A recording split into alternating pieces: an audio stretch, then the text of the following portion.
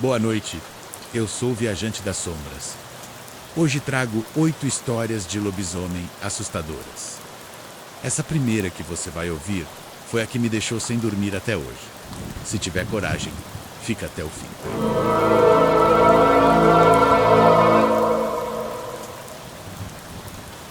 Meu nome é Adailton, tenho 36 anos e sou nascido e criado em Porto da Folha, sertão de Sergipe.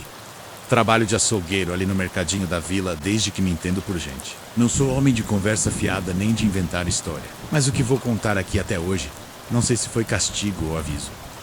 Quem conhece Porto da Folha sabe, tudo ali gira em volta da igreja. E o pastor Assis sempre foi respeitado. Homem calado de jeito manso. Vivia sozinho, na fazendinha do outro lado do rio. Todo mês ele vinha no meu açougue e comprava carne que só vendo. Quilos e quilos. Sempre carne vermelha e sempre da melhor. Dizia que era para a família toda, mas nunca vi ninguém além dele naquela casa. Sempre achei estranho, mas de verdade, dinheiro não tem cheiro. Só que naquele mês o pastor fez um pedido diferente. Disse que não estava se sentindo bem e pediu se eu podia entregar a carne direto na fazenda dele. E que pagava pelo serviço. Ele só precisava muito da entrega. Achei ruim, mas aceitei, porque com homem de igreja a gente não nega ajuda. Cheguei na fazenda, já era noite fechada, e a estrada de terra quase não tinha ninguém passando. Quando parei a caminhonete, só tinha uma luzinha acesa na varanda. Bati palma, e o pastor Assis apareceu quase que de supetão, meio suado, com o rosto branco e a camisa toda amassada. Parecia nervoso olhando para os lados antes de falar comigo. Oi, Adailton, coloca aqui mesmo, por favor. Me desculpa a pressa, é que hoje não estou muito bem. Só vou pegar o dinheiro ali rapidinho. Espera um instante. Nem deixou eu responder direito. Pegou os pacotes de carne das minhas mãos, quase derrubando um no chão, e saiu apressado pelo corredor, sumindo na penumbra da casa. Fiquei ali parado sem saber se sentava ou ia embora. O jeito dele, com aquela pressa toda, não era normal. Parecia até que estava fugindo de alguém, ou com medo de alguma coisa. A cada minuto, o silêncio da casa ia ficando mais sinistro. E eu comecei a achar que não devia ter vindo sozinho. Então sentei numa cadeira perto da porta. O pastor não voltava nunca, e comecei a bater o pé no chão impaciente, olhando para o corredor escuro. Foi quando ouvi um barulho esquisito vindo lá do fundo da casa. Pensei em gritar pelo pastor, mas o medo falou mais alto. Fui até a porta da cozinha devagar, espiando. Uma luz fraca vinha do porão que estava com a porta entreaberta, e de repente escutei um grunhido abafado. Mas não dava para saber se era do pastor ou de outra coisa. O coração acelerou. Pensei em ir embora, mas precisava do dinheiro e aquela curiosidade ruim me puxou para frente. Me aproximei do porão e olhei por uma fresta, e o que vi lá dentro não era coisa desse mundo. O pastor Assis estava lá embaixo, ajoelhado, jogando os pedaços de carne para o monstro assustador preso com correntes na parede de pedra. Era uma fera enorme, e o olho brilhava no escuro. O pastor tremia todo, falando baixo, como se estivesse tentando acalmar o bicho. Só dizia quase chorando: calma, filho, calma. Pelo amor de Deus. De repente o bicho se levantou em um pulo, puxando as correntes até estalar. Num instante tudo arrebentou, e o monstro caiu em cima do pastor, que só teve tempo de gritar. Travei ali por um segundo e depois corri feito alma penada para fora da casa. Saí tropeçando pelos cômodos sem olhar para trás. O barulho daquilo destruindo tudo lá dentro vinha chegando perto. Corri para a caminhonete com a mão tremendo para encaixar a chave. Antes de ligar o motor, olhei pelo retrovisor e a criatura já estava na porta, parada na luz fraca, olhando direto para mim.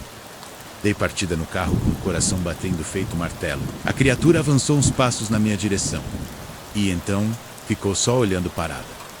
Saí cantando pneu na estrada de terra sem coragem de olhar para trás. Depois daquela noite, o pastor Assis nunca mais apareceu na vila. A fazenda ficou abandonada com o mato tomando conta. O povo fala que ele fugiu e que endoidou, mas ninguém sabe da verdade. E o pior é que às vezes nas madrugadas de lua alta, o povo lá do bairro novo jura que escuta uivo vindo das bandas da fazenda, e tem até quem diga que vê um vulto grande e peludo andando pelas estradas de terra e sumindo sempre perto do açude. Por isso que eu digo, Depois daquela noite, nunca mais entrei numa casa de pastor sozinho. Obrigado por ouvir meu relato. Boa noite.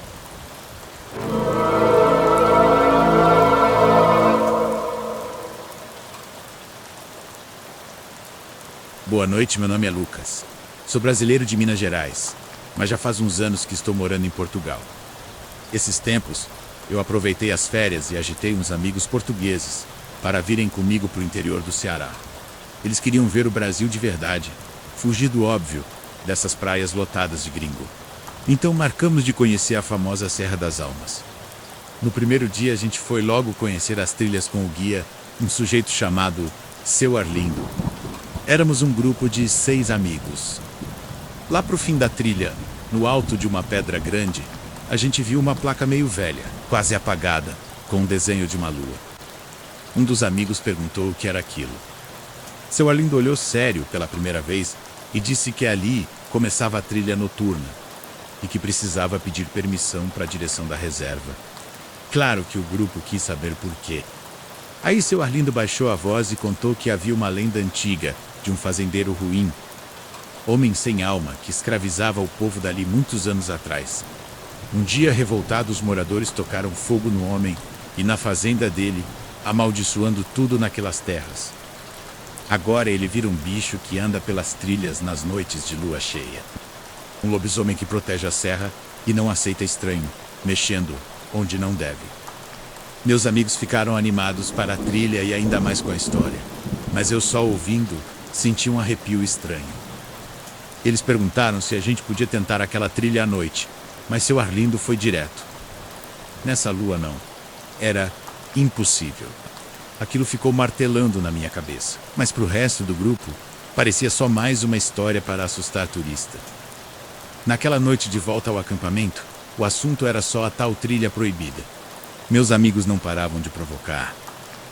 Lucas, perdeste tua coragem de brasileiro.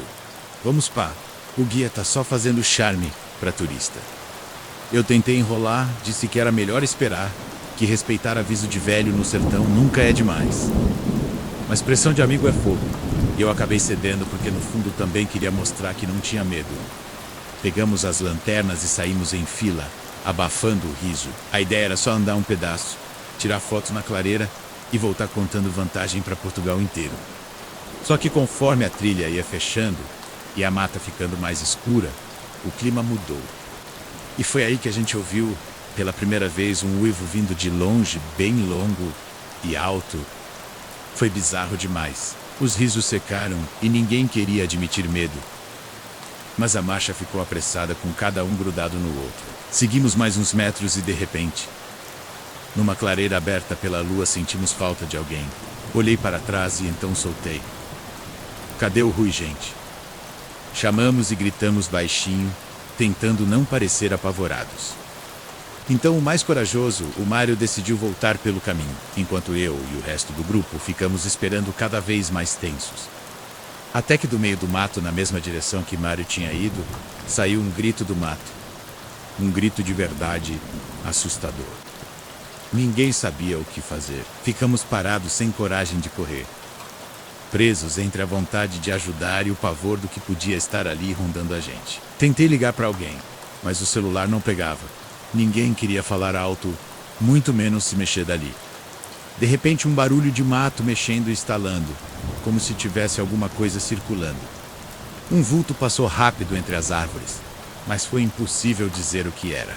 Todo mundo se encolheu, esperando pelo pior.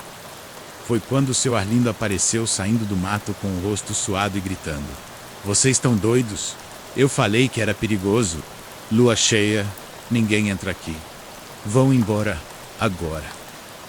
Ele nem terminou de falar então, do nada, uma coisa enorme e mais rápida que qualquer coisa saltou da escuridão e agarrou Arlindo pelo pescoço. Só vimos o vulto peludo arrastando ele para o meio do mato, desaparecendo com uivos e grunhidos.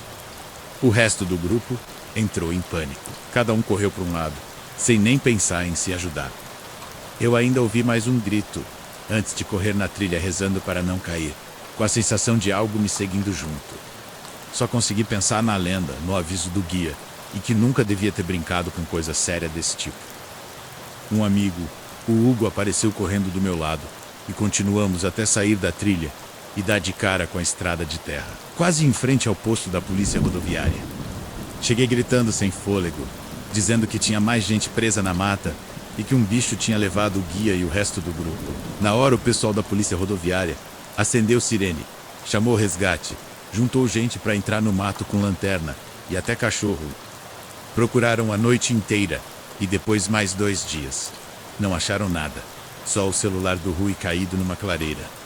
No fim, voltamos só eu e o Hugo para Portugal, cada um mais sem chão que o outro, sem saber o que iríamos dizer para as famílias. Obrigado por ouvir meu relato. Boa noite.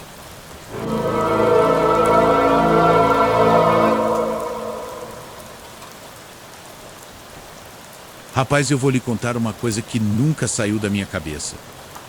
Meu nome é Manuel e vivia em uma vilinha em Piranhas, beirando o Rio Velho Chico. Eu trabalhava em obra e pegava no pesado ouvindo o patrão enchendo o saco todo dia. O dinheiro nunca sobrava, a cabeça vivia cheia e dentro de casa era menino pedindo coisa toda hora e minha mulher sempre calada ou com raiva. Às vezes eu só queria fugir do barulho e da pressão, então eu pegava meu barquinho e ia pro rio. Pescar nunca foi só para garantir o peixe, era o meu jeito de esfriar a cabeça. Eu só queria um pouco de silêncio e lá no rio era onde eu me sentia vivo de verdade. Nunca dei ouvidos para a lenda, lobisomem, essas histórias do povo daqui. Para mim, medo era coisa de quem não conhecia o peso de pegar no serviço todo dia. Naquela noite o céu estava limpo, o vento batia de leve e o velho Chico parecia querer me receber. Eu pensava pouco, sentia o corpo mais leve e queria esquecer um pouco da vida de cimento. Eu já estava ali fazia tempo com a linha dentro d'água, esperando algum peixe bater. Só que o tempo foi passando e nada do peixe aparecer. Estranhei porque naquele trecho do velho Chico sempre pegava alguma coisa logo cedo. Nem que fosse só um piauzinho ou um bagre pequeno. Fui ficando impaciente, pensando se era azar ou se eu estava fazendo alguma coisa errada. A cabeça da gente começa a viajar nessas horas. Fiquei lembrando de quando pescava com meu pai, de como ele dizia que rio parado demais dava desconfiança. Tentei não ligar, mas comecei a olhar mais pro fundo da água, querendo enxergar se tinha peixe passando, ou se era só má sorte mesmo. Quando dei por mim, vi uma sombra. Achei que fosse só um galho ou algum peixe maior encostando, mas aí enxerguei uma mão escura, com os dedos compridos e agarrada na lateral do barco. Na hora, meu coração disparou. Dei um pulo para trás e o barco quase virou.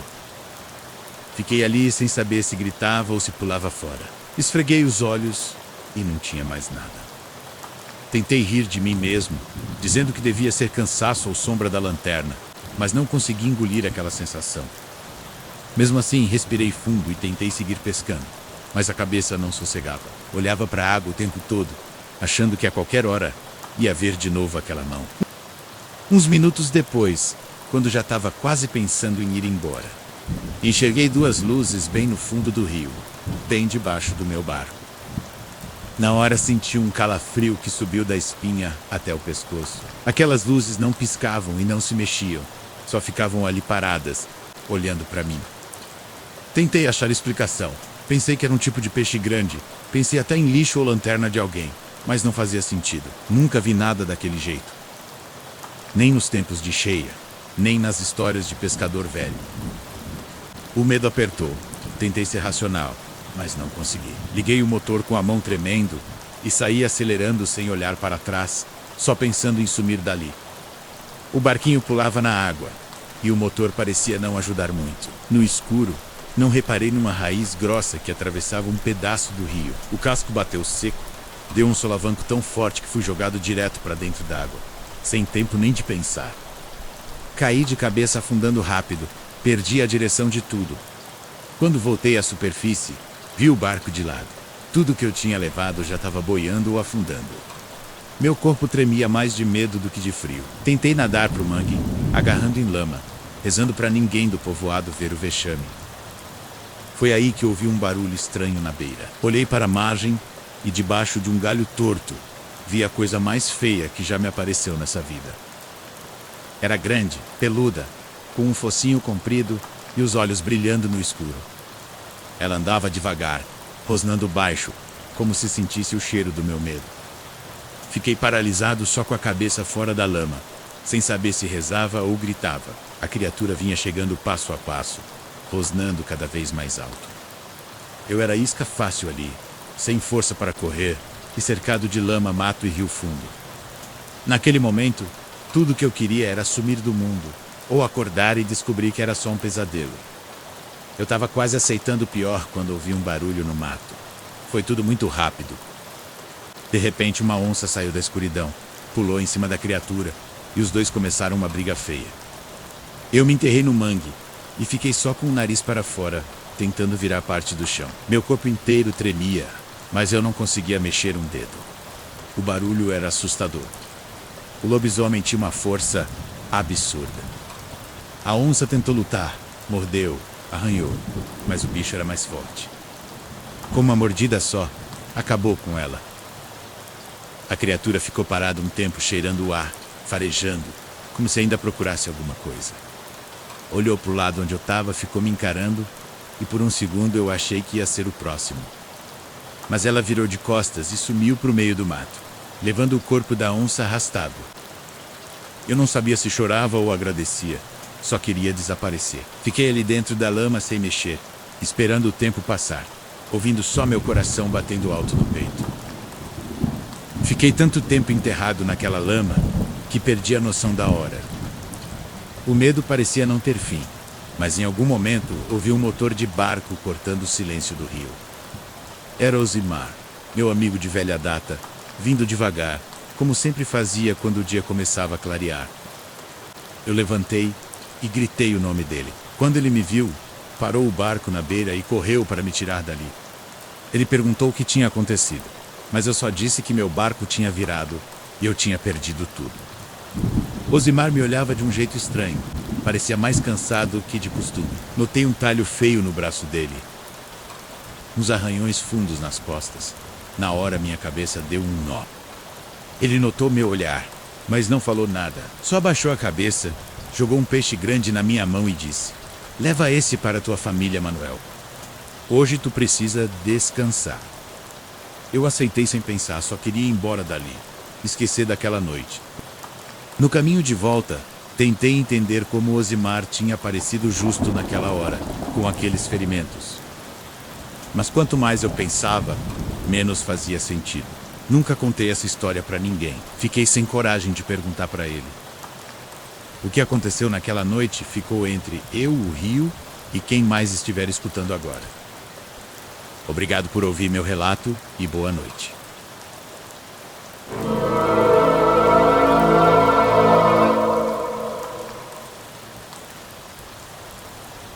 Meu nome é José Raimundo. Trabalho de enfermeiro no pronto-socorro de Poço Verde, bem no sertão de Sergipe. Quem conhece o hospital pequeno sabe como é. Sempre a mesma rotina. Às vezes aparece alguém com dor de barriga, uma criança com febre, algum vaqueiro cortado de faca, nada que tire o sono de quem está acostumado. Naquela noite, eu estava sozinho no plantão. O médico de plantão tinha ido deitar numa sala dos fundos, cansado do último parto complicado. O vigia dormia na cadeira da recepção.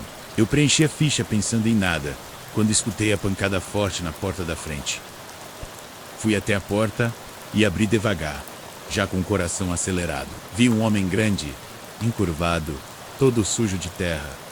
Ele trazia nos braços outro homem quase sem vida, cheio de sangue. "Moço, me ajuda aqui. Achei esse homem no mato. Tá quase morrendo." Levei o homem para dentro. O corpo do ferido estava mole, a pele fria, mas ele ainda respirava. O outro homem ficou de pé de olho na porta. Olhava para mim, depois para o homem ferido e falou: "Achei ele jogado perto da cerca. O bicho que fez isso não era cachorro e nem onça." Enquanto começava a limpar o ferimento, vi de perto o estrago. Os cortes eram fundos como mordida de bicho grande. Não tinha marca de dente de onça. Fui perguntar mais para o homem, mas ele nem me ouvia. Olhava para a janela e para a porta, batendo o pé no chão. "Moço, tem coisa ruim solta hoje. Amarra esse homem aí. Se acordar, amarra ele forte. Não deixa sair." Eu fingi que não ouvi aquilo. Pensei que era exagero daquele homem. O bicho estava de pé e andava igual gente. Vou voltar pro mato e vou atrás desse bicho antes que faça mais estrago. Fiquei ali com um homem desacordado. Voltei a limpar o ferimento e preparei uma faixa. O homem se mexia e abria o olho só de vez em quando. Falava baixo alguma coisa que eu não entendia. O batimento acelerava. O corpo dele estava quente demais e com febre alta. Toda hora ele se mexia como se lutasse com algum pesadelo. O cheiro do ferimento incomodava e quando cheguei perto para ver melhor, os cortes que antes estavam abertos começavam a fechar como se tivessem levado ponto. A pele grudava e a carne colava uma na outra. Fiquei olhando sem entender direito. Nunca tinha visto aquilo.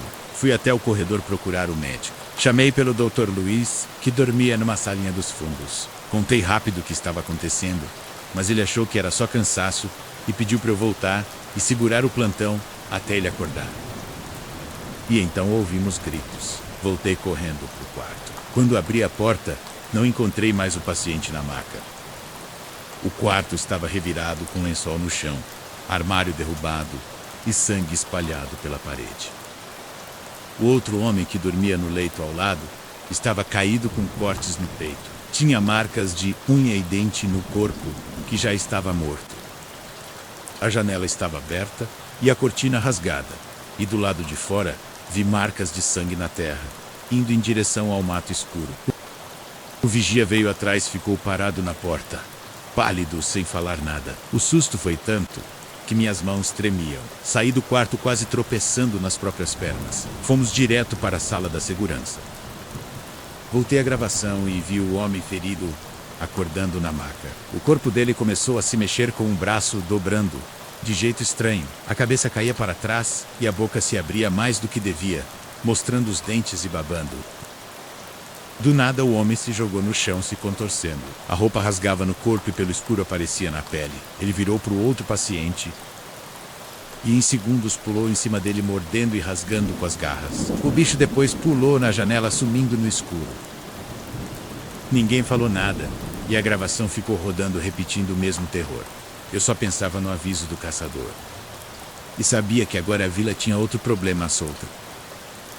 Na manhã seguinte, a vila acordou doida. O corpo do caçador foi encontrado no mato, perto de uma trilha todo rasgado. Do mesmo jeito do homem que morreu no hospital. A polícia veio, mas ninguém sabia explicar direito o que tinha acontecido ali. Uns falavam em ataque de onça, outros em coisa do demônio. O hospital ficou vazio o resto da semana. Os poucos que entravam já saíam rezando, dizendo que tinha maldição rondando o lugar. O médico e o vigia evitaram comentar o que viram na câmera. Preferiram dizer que as imagens não gravaram nada. Só um homem passando mal e fugindo pela janela. Eu não consegui dormir por dias. A imagem do homem mudando de forma, a pele rasgando, os gritos, tudo voltava cada vez que fechava o olho. E eu sigo aqui trabalhando, mas agora sempre olho 2 vezes para quem chega ferido de madrugada. Obrigado e boa noite.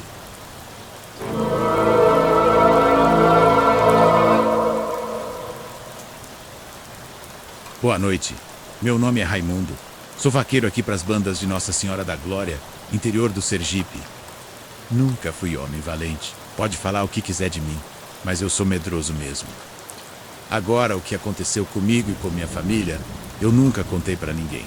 Nem gosto de lembrar. Só tô falando aqui porque tem coisa que a gente não pode guardar para sempre. Eu era dono de uma fazenda boa, de gado, vida tranquila, e 2 filhos criados com muito sacrifício. Tudo parecia certo. Até o dia que meu menino mais novo voltou da escola, de um jeito que eu nunca tinha visto. Ele veio acompanhado de um homem estranho. O cabra disse que tinha salvado meu filho de afogamento lá no rio. Fiquei em choque olhando se meu filho estava realmente bem. O homem era muito esquisito e foi logo saindo. Só agradeci. E ele nem pediu nada.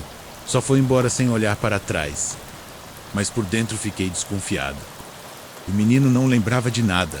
Só dizia que acordou com um tal homem, reanimando ele na beira da água. Ninguém mais viu esse sujeito. E dali para frente tudo foi só piorando. Nos dias que vieram, meu menino não foi mais o mesmo. Ficou pálido, quieto, não botava nada na boca. O olhar dele era longe, como quem está perdido em outro lugar. No começo achei que era susto, que logo ia passar, mas quanto mais o tempo corria, só piorava. O gado começou a ficar agitado de noite e berrando do nada. Vi vaca arrebentando cerca para correr para o mato. Até os cachorros, que nunca tiveram medo de nada, se escondiam debaixo do alpendre rosnando para o escuro. Uma noite dessas, acordei com um barulho estranho vindo do quarto do meu filho. Fui lá devagarinho e ele estava sentado na cama, suando e com o olho aberto no breu. Quando cheguei perto, ele me olhou de um jeito estranho, que parecia ter uma raiva escondida lá dentro. Falei com ele, mas não respondeu. Só virou para o canto e ficou quieto. No outro dia, já desesperado, chamei Dona Carmosa, benzedeira velha da vila. Só de bater o olho no menino, ela disse logo que aquilo não era doença de médico. Que alguém tinha invejado minha casa, jogado praga pesada, e que a alma do meu filho estava presa no corpo junto com uma coisa ruim. Disse que só podia mexer depois da transformação. Não entendi muito bem o que ela quis dizer, mas não parecia ser coisa muito boa. Dona Carmosa puxou uma cadeira para perto de mim e olhou firme nos meus olhos. Seu Raimundo, o que fizeram com seu filho não é coisa deste mundo, não. Isso aí foi obra de gente ruim, gente que mexe com o lado sombrio das coisas. Teve alguém que botou alma de fera dentro do corpo do seu menino. Na mesma hora me deu um calafrio na espinha e só consegui gaguejar.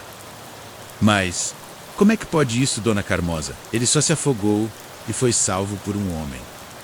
Ela balançou a cabeça séria. Esse homem que apareceu no rio é um bruxo perigoso.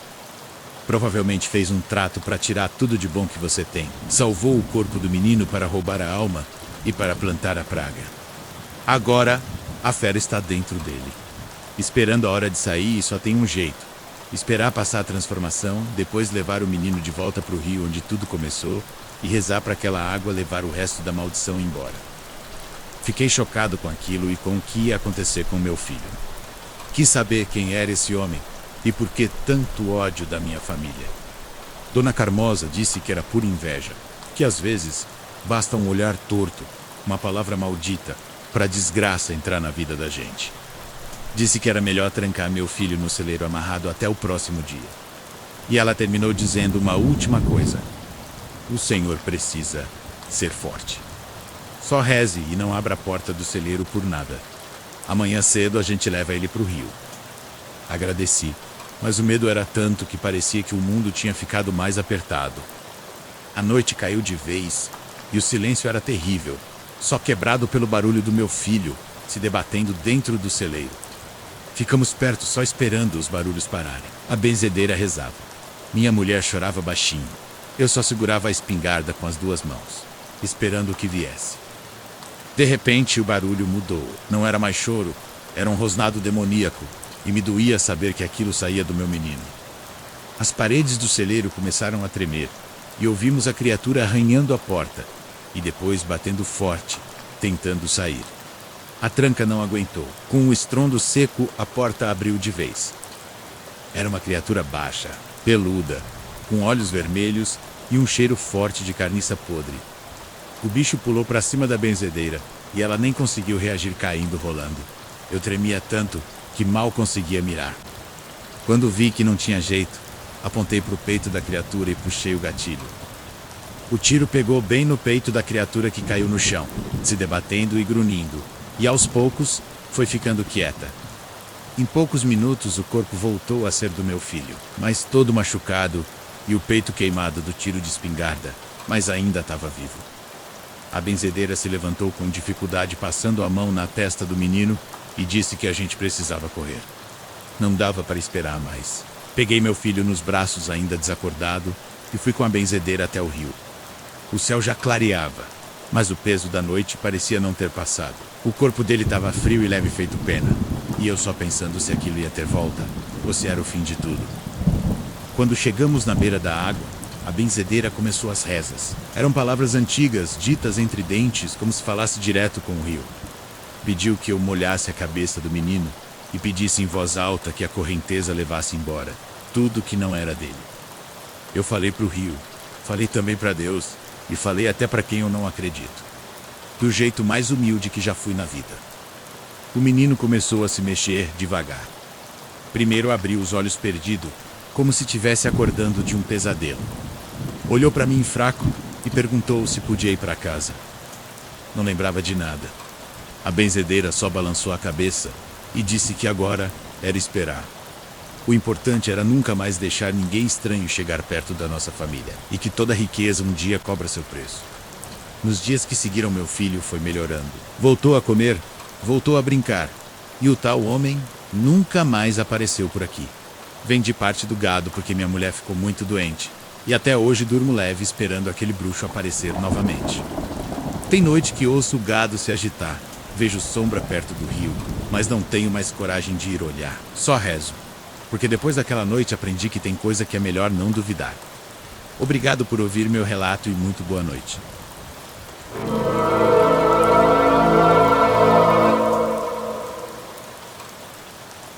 Boa noite, meu nome é Elias e tenho 56 anos. Faz mais de 30 anos que rodo de ônibus entre as vilas do sertão de Alagoas.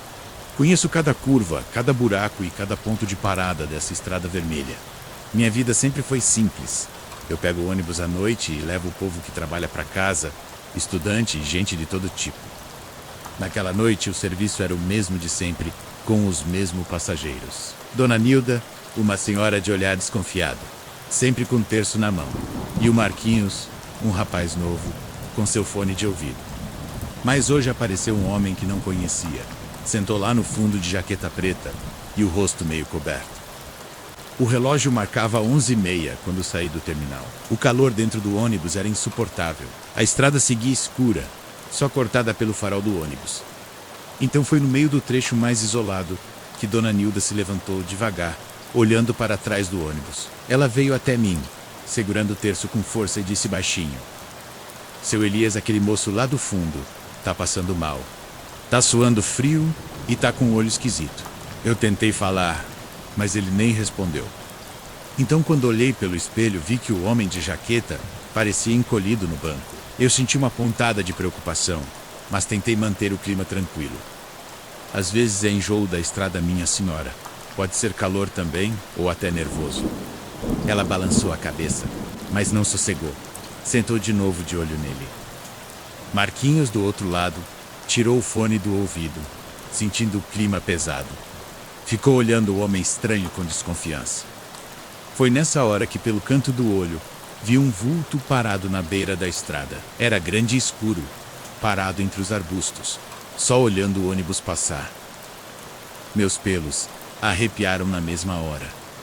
O homem de jaqueta começou a se mexer mais e respirava forte, como se lutasse com alguma coisa dentro dele. Eu continuei dirigindo, tentando fingir que não tinha visto nada, mas sentia o clima da noite piorando, como se cada metro de asfalto afastasse a gente do mundo normal. O caminho parecia que não acabava nunca, e o calor só aumentava. E até pensei em mudar a rota para o pronto-socorro, mas aquele trecho não tinha opção. Dona Nilda, a essa hora, já rezava baixinho com o terço batendo nos dedos. Foi quando, bem numa subida de curva fechada, o ônibus começou a tossir e o motor falhou. Dei seta e encostei no acostamento de terra. Tentei girar a chave de novo, mas o motor só rangia. "O que foi, seu Elias?" perguntou Dona Nilda, já nervosa. "Deve ser aquecimento, senhora." Saí para frente do ônibus e abri o capô. O cheiro de queimado subiu forte.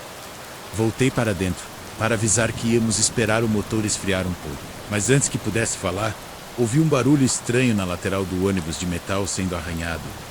Dona Nilda fez o sinal da cruz e puxou Marquinhos para o lado dela. O homem de jaqueta ficou ainda mais nervoso, suando, apertando o banco, até quase rasgar o couro. Ele me olhou com o olho arregalado e sussurrou: "Não posso mais segurar esse demônio." Dei um passo para trás, sentindo o medo crescer no peito. A tensão dentro do ônibus ficou insuportável. O homem de jaqueta começou a gemer, tentando controlar o próprio corpo. Os olhos dele viraram e a pele suava. De repente, ele se levantou bruscamente, tropeçando até o meio do corredor, agarrado nas poltronas. Caiu de joelhos com o corpo todo tremendo, convulsionando. Dona Nilda começou a chorar e Marquinhos gritava para chamar socorro. O homem gritava e grunhia ao mesmo tempo. Os ossos dele começaram a estalar e o corpo se contorcia. Foi a cena mais assustadora que já vi. As unhas cresceram e a boca alargou, com os dentes aparecendo enormes. Ninguém acreditava no que via. Marquinhos tentou correr, mas caiu no meio do ônibus. O monstro pulou em cima do rapaz, mordendo e fazendo ele gritar. Dona Nilda se escondia atrás do banco desesperada, e eu só consegui recuar até a frente do ônibus. Mas minha mão tremia tanto que mal achava a trava das portas. Eu sabia que se ficasse ali, não sobrava nada de mim. Consegui abrir a trava da porta e me joguei para fora. Caí de mau jeito na terra seca. E corri pela estrada sem olhar para trás, ouvindo a desgraça acontecendo atrás de mim. Corri tanto que o som dos gritos e dos urros ficaram longe. Me escondi atrás de uma cerca velha esperando o silêncio voltar, com o peito batendo mais forte que nunca. Nem sei quanto tempo fiquei ali só ouvindo o vento e tentando não pensar no que tinha visto. Depois de muito tempo, voltei devagar para a estrada. O ônibus estava destruído, com as portas abertas e marcas de sangue dentro e fora. Nenhum sinal dos passageiros. A polícia veio, fez perguntas, tirou foto e anotou meu depoimento. Não contei o que vi. Só disse que foi um bicho e foi tudo muito rápido. Depois desse dia, nunca mais peguei estrada à noite. O ônibus ficou encostado meses no pátio, todo sujo e arranhado. O povo da vila só cochichava. Diziam que foi coisa de cangaço e ataque de onça. Falavam de tudo, mas só eu sei o que vi. E se um dia você rodar tarde demais por essas bandas, só reza para ser só o medo. Boa noite e muito obrigado.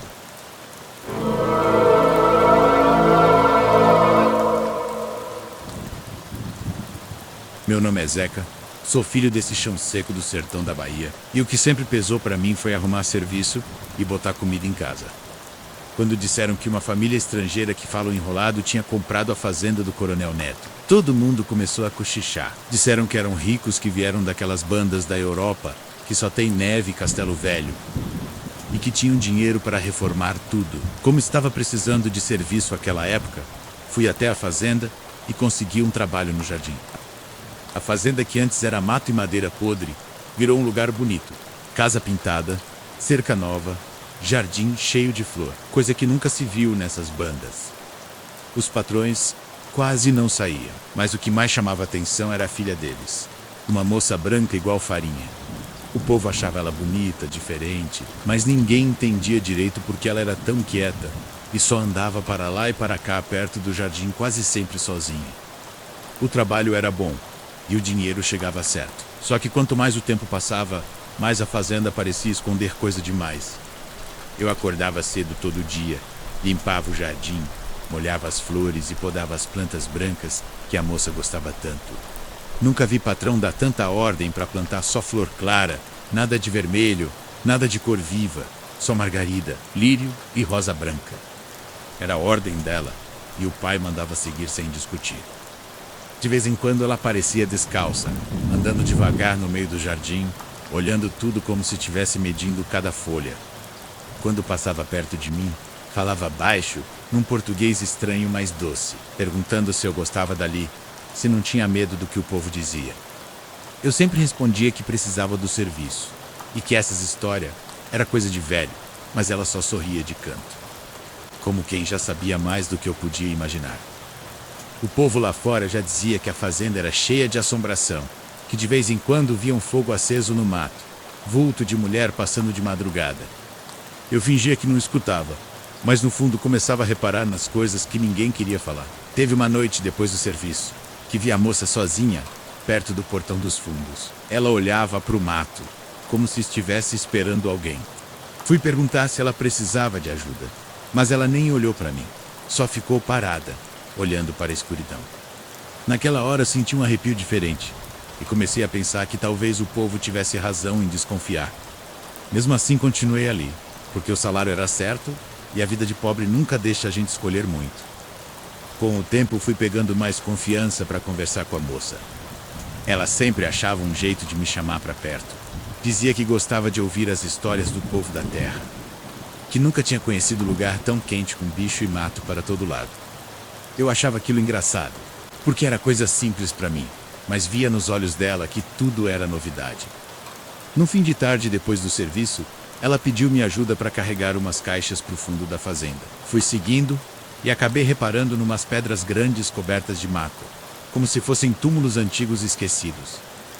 Foi aí que comecei a perceber que toda lua cheia a família trancava a casa principal.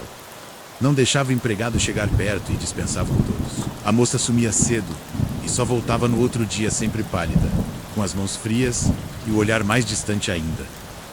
Notei também umas marcas de sangue misturadas na terra, sempre perto dos túmulos, e uns panos brancos jogados nos arbustos, manchados de vermelho como se tivessem sido usados em alguma coisa ruim. Os boatos lá fora aumentavam. Gente dizendo que bicho sumia da vizinhança, que ouvia grito no mato, mas ninguém tinha coragem de botar o pé dentro da fazenda de noite. Eu fingia não ligar, mas o medo foi crescendo cada vez mais junto com a vontade de descobrir o que realmente acontecia ali. Numa noite de lua cheia, esperei todo mundo se recolher e fiquei escondido perto do jardim, atrás do galpão de ferramentas. De longe vi a moça sair devagar da casa, vestida de branco, cabelo solto, andando como se flutuasse. Ela seguia em direção aos túmulos, carregando um pano e uma tigela escura. Me arrastei até conseguir enxergar direito com o coração disparado no peito. Vi quando ela se ajoelhou entre os túmulos, colocou o pano no chão, acendeu uma vela e começou a falar numa língua estranha. De repente cortou a palma da mão com uma faca fina, deixou pingar sangue na tigela e, de olhos fechados, ergueu o rosto para a lua, como quem pedia força ou proteção. Senti um calafrio e pensei em ir embora, mas não consegui sair do lugar. Foi aí que vi o impossível. O corpo dela começou a se transformar em um bicho peludo gigantesco. Em minutos ela não era mais gente, mas um lobisomem enorme de pelos pretos e dentes afiados. Agachado entre os túmulos e cheirando o ar como se soubesse que alguém assistia. Fiquei paralisado, segurando o grito, vendo aquela cena que nunca vou esquecer. A fera correu para o mato, desaparecendo na escuridão. Fiquei ali de joelhos, sem saber se tinha visto realidade ou pesadelo. Na manhã seguinte, encontrei a moça de novo no jardim. Sorriso calmo, mãos limpas, nenhuma marca de sangue. Ela me olhou como se soubesse de tudo e só disse: "Não é todo mundo que entende o que a gente faz para sobreviver nesse mundo, Zeca." Depois daquela noite, trabalhei calado. Passei a evitar o jardim nas luas cheias, desviava o olhar quando cruzava com ela, mas nunca pedi demissão. O dinheiro era certo, e a vida de pobre não deixa a gente escolher. Os boatos continuavam, gente sumia, animal desaparecia. Mas ninguém ousava acusar os patrões. O medo grande fala mais alto que coragem de vizinho. Depois de um tempo eu saí, mas não de medo, mas porque arrumei um trabalho na cidade vizinha. Obrigado por ouvir meu relato pessoal. Boa noite.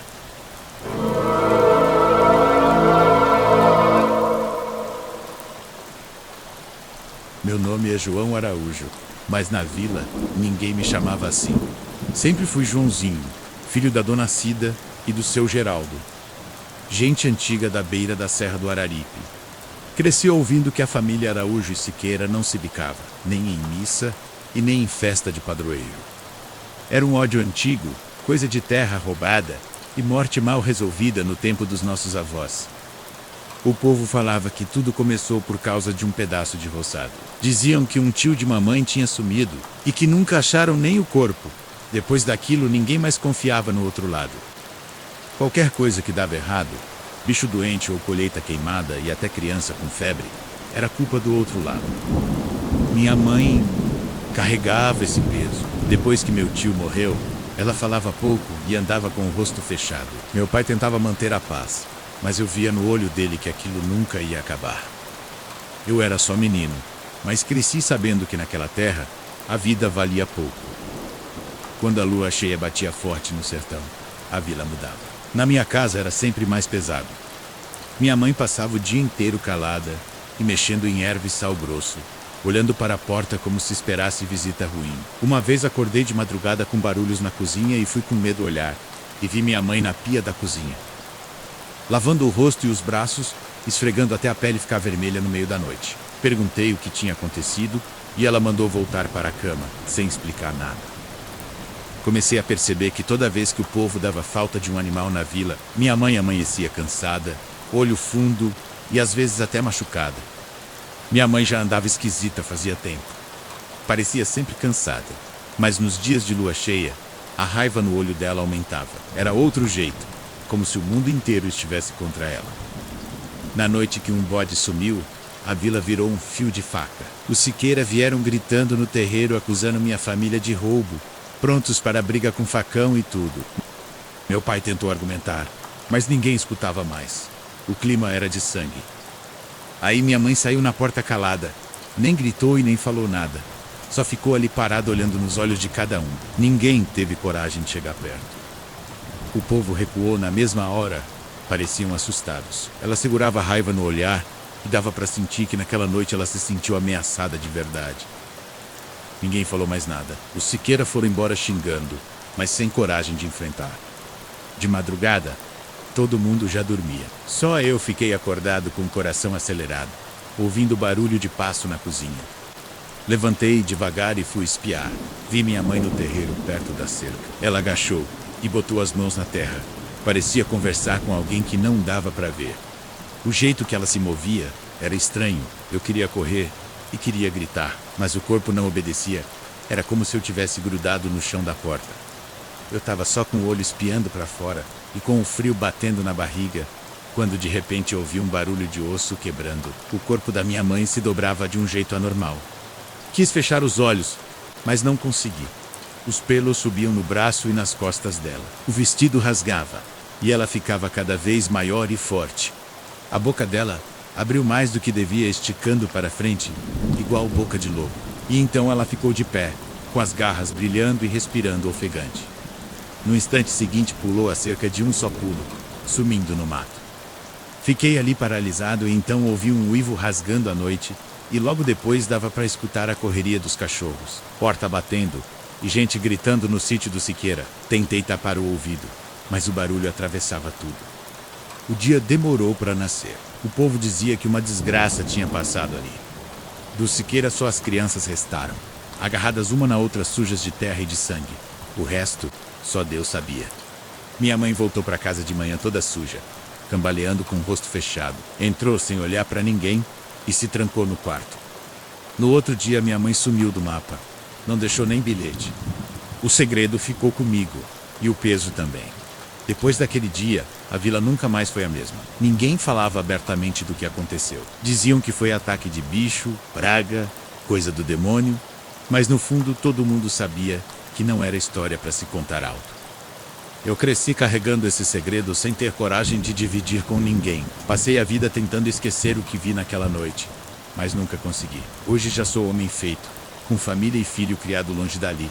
Mas basta a lua crescer no céu para a memória voltar inteira. O medo não passa, nem o remorso. Não sei se minha mãe foi vítima ou foi vingança que andou com as pernas dela. Só sei que foi o ódio das famílias que criou aquela fera. Até hoje, quando alguém pergunta de onde vim, eu só abaixo a cabeça e agradeço por ninguém saber direito o meu nome inteiro. Obrigado por me ouvir até aqui e boa noite.